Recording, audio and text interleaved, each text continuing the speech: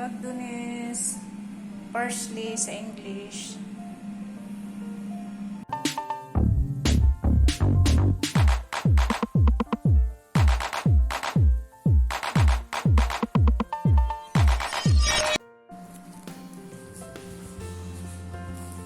Maghihimay tayo ng bagdones, parsley sa English.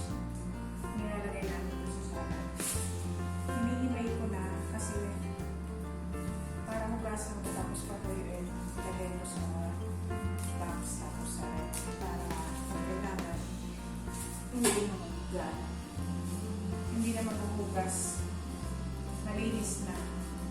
Lalagay na lang pang sa dalawang kalit lang ng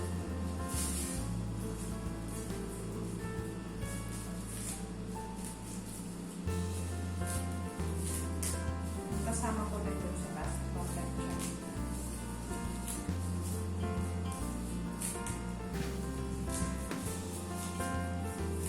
Plancha siya ng uniform ng talaga.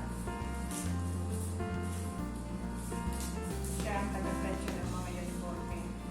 Nakadamit ng ako ko na babae sa lalaki. Kung damit ng mga dalaga, ako ang taga-plancha. Siya ang tagaluto, ako naman tagalinis ng isa. Pero hati ay taga-kwarto rin siyang nililinisan.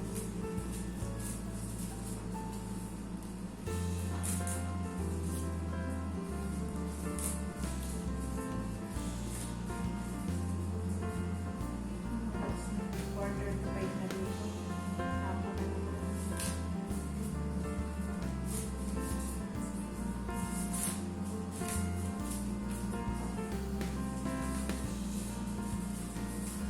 Ako naman dito sa Middle East. Sa atin, gabi na naman sa Pinas.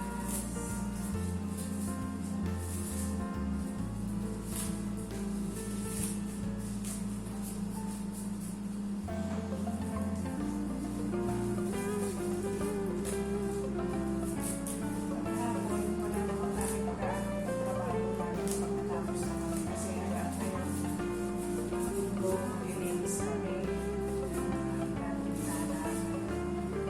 Tapos pagdating ng isang linggo ulit, wala nang trabaho kasi sa linggo na naman kami. Ganun ang ginagawa namin dito. Kaya minsan, buong linggo, pagdating ng hapon, wala kami ginagawa. Ayan, huhugasan na. Tapos ilalagay ko dito para mag-tuyo siya. Kailangan 5 beses mo hugasan kasi dumi, madaming buhangin. Pagkatuyuin ko siya.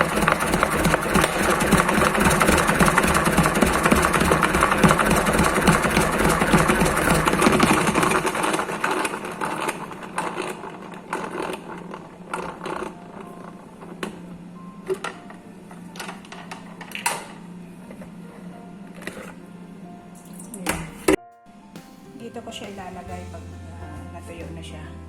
Ayan, patuyuin ko muna kasi ilagay ko dyan sa box, takpan mo tapos ilagay ko na sa rep.